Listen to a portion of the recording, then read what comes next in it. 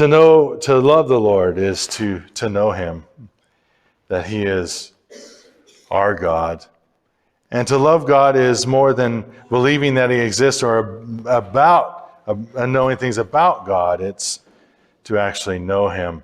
To love him is also to obey God. That's a second aspect of loving God here in our text.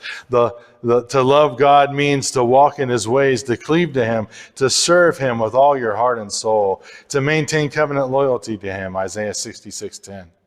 Notice Moses is here. He is continuing to call the people to keep the Lord's decrees and commandments in the land that they're going to cross over the Jordan to possess. And this is especially significant or evident in the word that he uses in verses 3 and 4, to hear. To hear. It means more than the ability to have something come into our ear and then being able to regurgitate it. It is a word that means pay attention to and be careful to follow, Deuteronomy 7:1. Pay attention to and be careful to follow. So it carries with it this connotation of obedience. Some point out that this passage and two others are the basis of the Shema. Shema means to hear. That's the Hebrew word used here, and it's something that the Israelites prayed twice a day. It means to hear. But in addition, and again, not just in the sense of, okay, I know that these are words, but to live it out. Again, not as a means of their salvation, because they're already God's people when they're given these commandments, but as a means of living out their calling as God's people. They're already established as his people. They're already redeemed. They already know him. They're in covenant relationship with him. And this is what begins to answer that question I raised earlier. How can love be commanded? For some of us, that doesn't make any sense. Stephen Green gives part of the answer. Love in the Old Testament is not understood as sentimental or emotive. To love God involves loyalty and service and obedience. Love expressed in obedience is the called for response then to the fact that the Lord is their God and all that he's done for them. To love him is also, in addition to that, as the CEV translates it in verse 4, the Lord is our God and he is the only true God. In other words, Israel is called to love God not just because of what he has done for them or will do for him, but because of who he is and who he's revealed to be, that he's God and no other. And this love includes their obedience. Now, for many people, to connect love and obedience sounds like an oxymoron. Right? Love and obedience don't go together for many people. And probably one of the reasons is that we often tend to think of obedience as an obligation or duty, like the kid who is told to sweep the kitchen floor. Or this joyless obligation that we should do, but it's accompanied by a lot of complaining. Okay, Lord, I know I'm supposed to do this, but I don't really want to do it. But what really that is getting at is the fact that obedience is an issue of the heart. The heart. Notice verse 6 says, these commandments are to be on their hearts, which actually foreshadows the new covenant when the law will be written on their hearts and they will be given the Holy Spirit who will empower them to live this, because the commandment just names what should be and never gives the power to do it. Right? I read that again in Pilgrim's Progress. I'm reading that, and one of the statements made there is that affirmation that the commandment is there, but it doesn't give the power to obey it. God gives you the power to obey it. You can't do it on your own. But they are given this commandment to keep it on their hearts. And notice, how are they to love God? With all their heart, with all their soul, with all their strength. You see, in Hebrew thinking, the heart represents the seat of the will, the center of decision making, the mode of thinking and acting. One commentator puts it, the heart is the whole of the inner life. So to love God is this wholehearted devotion to God. It's entire devotement. That's why Wesley calls this commandment the meaning of holiness. This is a depiction of holiness. This entire devotement to God. that we're set apart for him and for his will and purposes, our entire life. It's what Paul means to be sanctified through and through, or entirely. It doesn't mean there's no further need for spiritual growth or that we've arrived, but it recognizes that the Lord is worthy of all our lives. Stephen Green says, the Shema, which are these verses that we're looking at, does not allow for a nominal attachment to Yahweh above other deities, but lays claim to total fidelity and surrender to him. It goes back to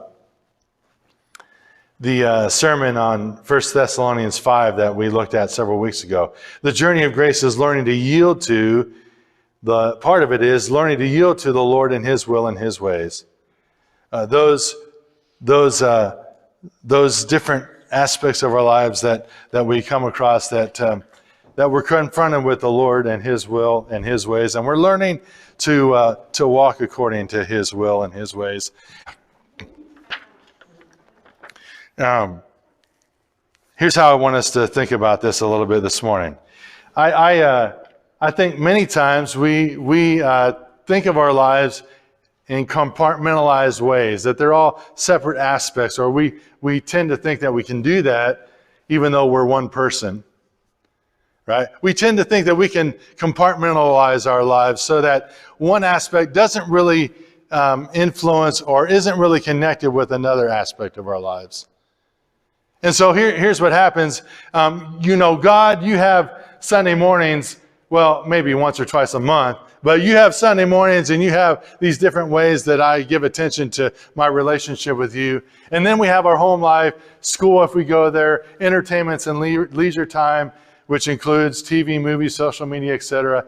Money, possessions, finances, savings, salary, all that's included there. Our work and our job and our coworkers. And then I just have a chair for other because, there might be some other things that we're thinking about. I just put on here decisions that come what may, whatever life may bring us. And sometimes we think that we can compartmentalize it. And here's what happens if we do.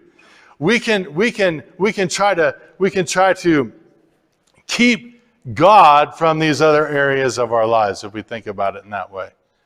In other words, God, you got that over there, but stay away from my entertainments and leisure time. I like to watch what I like to watch. So don't butt in, okay? Or we say, you know what? I work hard for this money. This is my paycheck. I'm going to do with it what I'd like. This is my house. I bought all this. And we say, God, I'm going to give you this and this, but you can't touch this. You don't have any say over this. No. That just disconnects our whole life, right? We're one person. Wherever we're at, in whatever aspect of life, we're one person. We're not divided up like this, right? Another way that we sometimes think about life is that we try to prioritize life, and we say, well, I want to make sure that certain priorities are up at the top. So we'll say, of course, God is number one, right? Of course. And then my family, because, those are some of the most important people to me. So they have to be a second, or however we want to put the order. But the problem is, just because we think we put God first doesn't really mean that he has a say in or over any of these other areas in our lives, because the heart is deceptive and we can fool ourselves into thinking that we don't have any idols when in fact we do.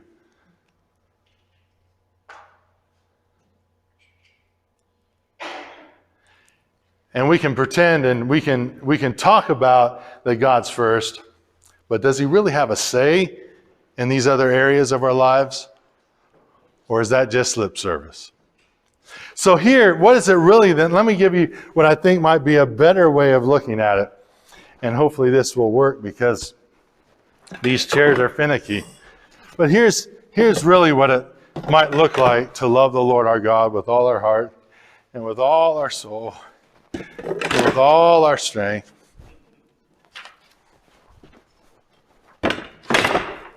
Our life isn't compartmentalized. I'm Eric Forgrave at home. I'm not just Eric Forgrave here. I'm not just Eric Forgrave when I'm with my kids. I'm Eric Forgrave when I'm out at the grocery store or wherever else. And here's what it really looks like to love the Lord your God with all your heart, soul, mind, and strength, is to say, it's all yours, Lord. It's all yours, Lord. And if you want to talk about it in terms of priorities, then think about it this. God, you're not only first in my life, whatever that might mean, but you're first at home. You're first at work. You're an influence. You have a say over whatever I do and say. You're first in my finances. You're first in all the leisure time that I have. You're first, and I want you to tell me what it looks like to love and serve you in every aspect of my life, because I'm one person.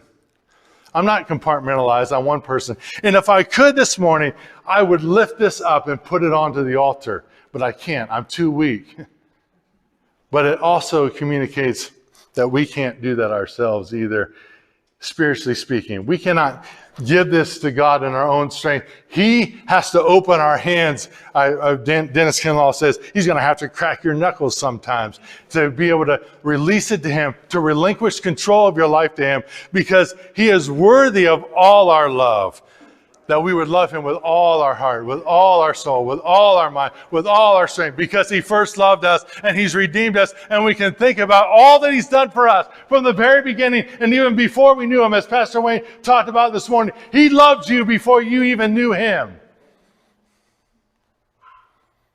And so to love him is a response to what he's done for us. And he wants all of us. He doesn't want just a couple hours on Sunday morning. He wants our lives to be set apart for him, to be used for his glory. So the accompanying question also is lived out by the power of his grace. Lord, what does it mean to look like? And what does it mean to look like to love and serve and obey you in every aspect of my life?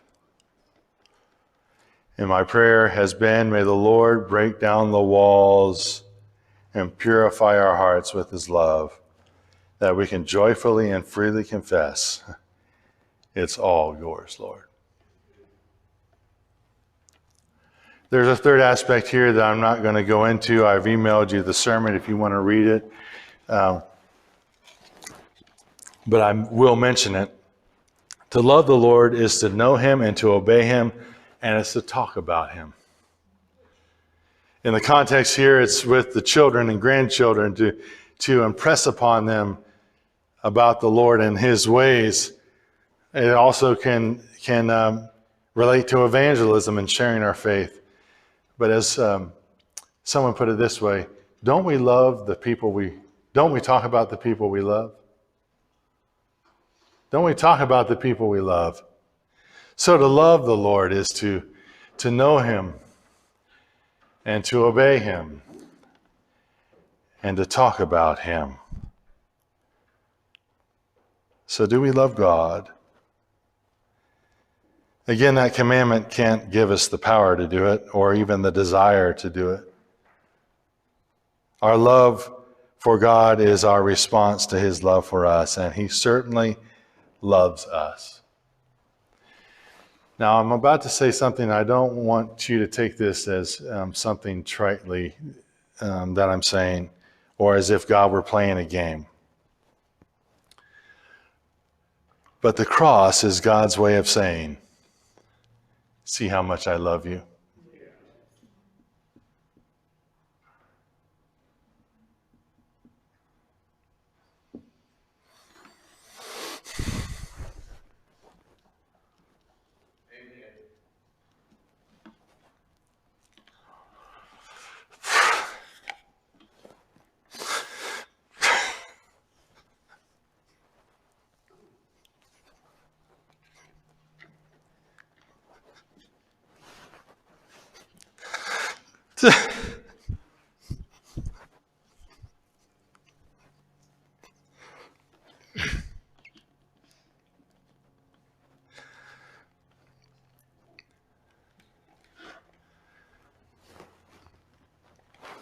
So this morning we're going to celebrate this acronym of communion, because that's what we're celebrating. God's love for us, who took the initiative and proved his love for us.